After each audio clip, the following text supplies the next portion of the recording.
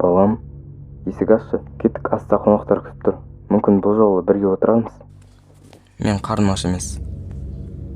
Жақсы, бірақ біз сені астыда күтеміз. Ол менің қонақтар жек көретінімді біліп тұр, бірақ неғып шақырып жатыр мені, және тіпті адамдарды да жақсы көрмеймін. Дэви өзін интровертпін және мизантроппын деп санаған, бірақ негізінде ол жай ғана социофоб. Бірақ оған оны айтса, ол ренжуші еді. Ол далаға шығуды ұнатпады және достарымен кездесуде, тіпті туған туыстарымен кездесуде ұнатпады. Және үйде тек қана әкесі мен анасы болса да, ол тамағын өз бөлмесіне апарып бірақ жейтін. Олармен бірге бір үстелде отырмау үшін. Оны мектепте неге жақсы көрмейтіні енді белгілі болды.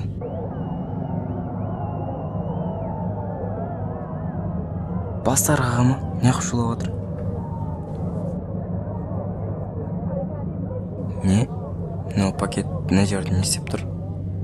Әлде олар маған тамақ қалдырып кетті ме?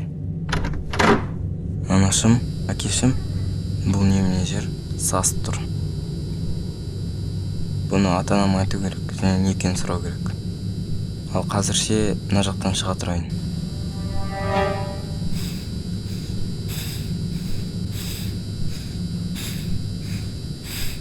Немене? Мына жерде есік тұрды ғой. Қайда кетіп қалды ол? Ёп твою мать, есік қайда? Жарайды, тынышталу керек. Мына жерден шығатын басқа жер бар шығар. Мүмкін ата-анам мынаны әдейі жасаған шығар. Егер солай болса, менде сұрақ жетеді.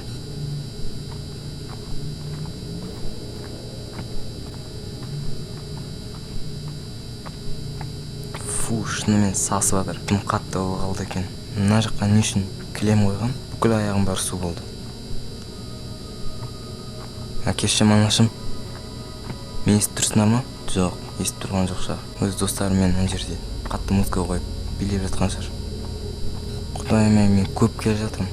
Бірақ мына подвал шексіз секілді. Бірақ мен екінші этаждан шықсам, бұл қалай подвал болуы мүмкін? Жарайды, мен шаршадым, кішкене демала тұрайын.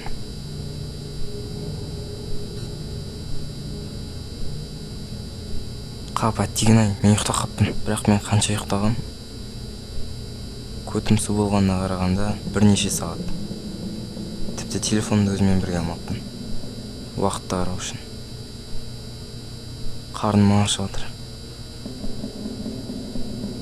Блин, есіме түсті. Менде тамақ бар ғой. Тамақта су болып қапты пакеттің ішіне.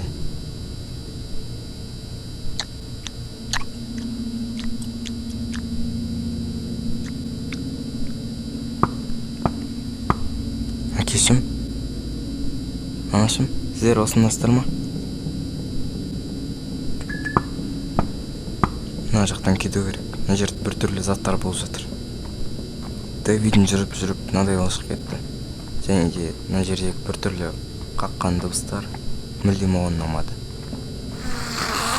Дэвид қатып қалды. Ол біртүрлі бір қорқынышты дауыс естіді. Мүмкін бұл қабырғадағы труба. Бұл жер мені көбірек қорқытып жатыр. Бірақ ең қорқыныштысы, ол бұл жерде қанша уақыт екенін есінде жоқ. Тіпті білмейді де. Мүмкін 5 сағат, мүмкін 1 күн, мүмкін апта, таңдау жоқ, жүре беру керек. Егер бір орында тұра берсем, ешқашан шығатын жер таппаймын.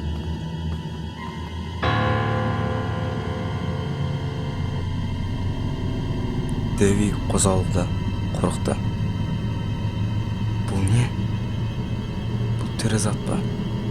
Мүмкін менің ата-анам бұл подвалды, мына мутантты сақтау үшін салған шығар.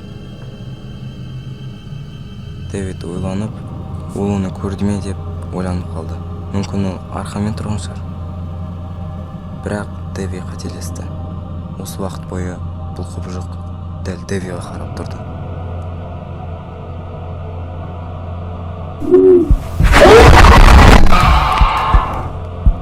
Оны артынан қуып бара жатыр. Бірақ бұл маңызды емес. Артқа қарамау керек. Оған уақыт жоқ. Сосын Дэви бір кіретін жерді тауып алды. Ол жерге сия ма, симай ма, ойлауға уақыт жоқ. Бірақ жақсылыққа орай ол сыйып кетті. Бұның іші де дәліздер секілді. Бірақ жарық жоқ. Бір ғана жарық түсіп тұр. Ол әлгі тесіктен. Ол Дэвидтің қайда екенін біледі. Не істеу керек? Қашу керек.